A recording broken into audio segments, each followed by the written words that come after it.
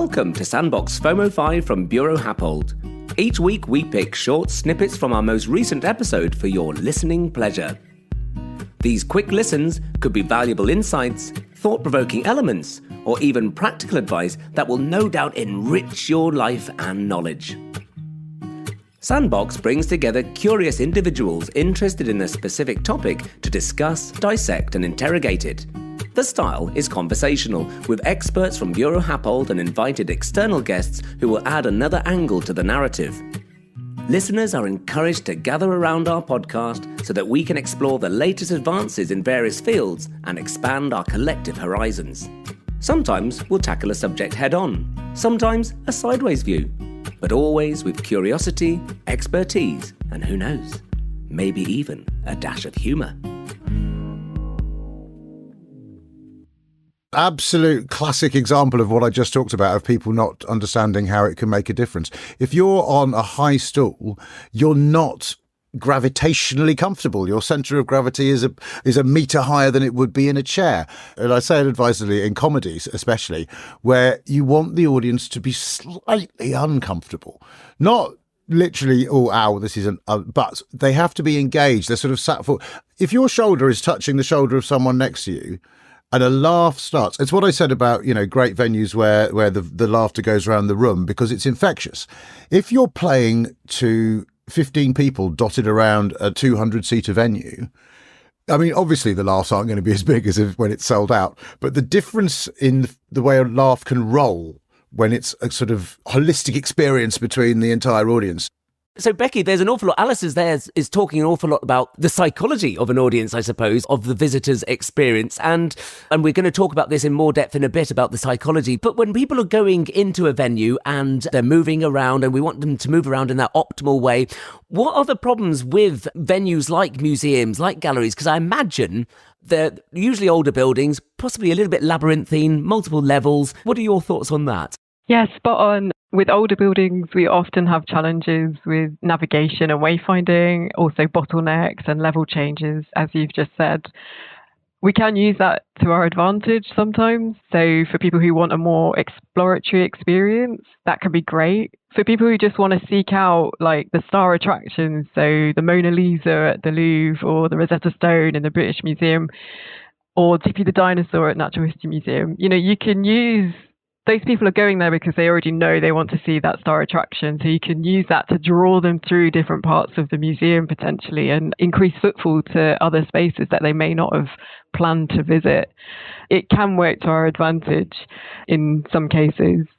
Fantastic. And that makes us segue seamlessly onto my next question, which is, how do we meet these challenges? We want to keep the character of these buildings memorable and magical, but they can be challenging. And in these days of high energy prices and a climate emergency, they often need to be modernised, and efficiency and sustainability are financial and moral imperatives. And all the while, we're still wanting to improve these visitor experiences. Now, Becky, I want to go to you first on this one, because you engage, your currency is analytics. And what is analytics and how can it help?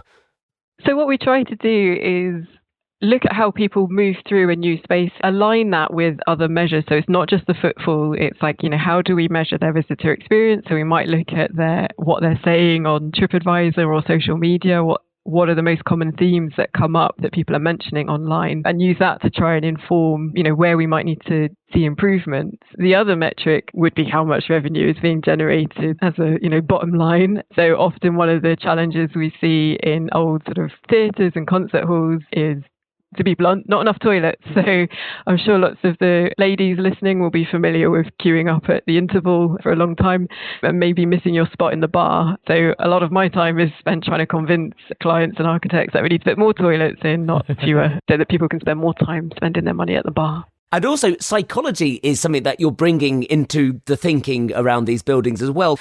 Tell me about how you apply psychology, a psychological approach to the visitor experience and making these places memorable. Yeah, that's interesting. I think it works at a number of different levels, really. I saw a really interesting study recently about the painting The Girl with the Pearl Earring and how it actually traps visitors in this sustained attention loop. So when you first meet someone, your attention is typically drawn to their eyes and then their mouth. And what that painting does is it's like a triangle. You look at her eyes and then her mouth and then her earring, and then it draws you back up to her eyes. So you're sort of caught in this attention loop, which I just thought was really neat. And it explains why people find that painting so attractive and engaging.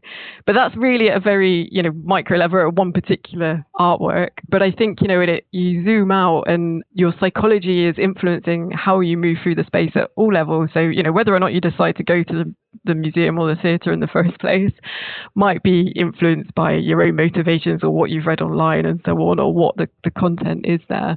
And then when you arrive there, there's many different factors that influence your experience and your decision making as you go around. One of the big things, obviously, that we look at is how crowded it is, and that may deter a certain number of people. If the queue is miles long, it's standing out of the venue for the museum, you may change your mind and go elsewhere. And then if you encounter crowds in one gallery, the dinosaurs gallery at the Natural History Museum is always really crowded, you may think twice about going in there unless you've got small kids with you. Then there's other factors like the noise levels, the light levels, even the smells and so on can draw people in different ways. And I think that's really exciting. And I think it's a world that we're just starting to explore more and use as we look at the design and operation of spaces. That's fascinating. And our previous episode of Sandbox was all about digital twins and that sort of thing. Do you use any of that kind of digital twinning with your approach to this, to the crowd control? In the people flow of museums, what we do is create agent-based simulations. So each visitor in the model is a little dot or a 3D person, and we simulate how they would move through the museum. So we can set up different profiles. You might have your family group or your, art enthusiasts and so on, and give them different parameters and also like walking speeds or group sizes and different decision-making biases. And we feed them through the model and look at how the design impacts their experience and use that in an iterative process to inform the design and operations of those spaces. Well, I hope you enjoyed that quick dip into our last episode of Sandbox. Don't forget to subscribe to follow the show. You'll find Sandbox in all the usual places, including Apple Podcasts, Spotify, Bureau Happold's YouTube channel, and on the Bureau Happold website. What's more, if you want to join the conversation on X, known as Twitter to its old friends, use the hashtag BHSandbox. We'd love to hear from you on any of the topics discussed.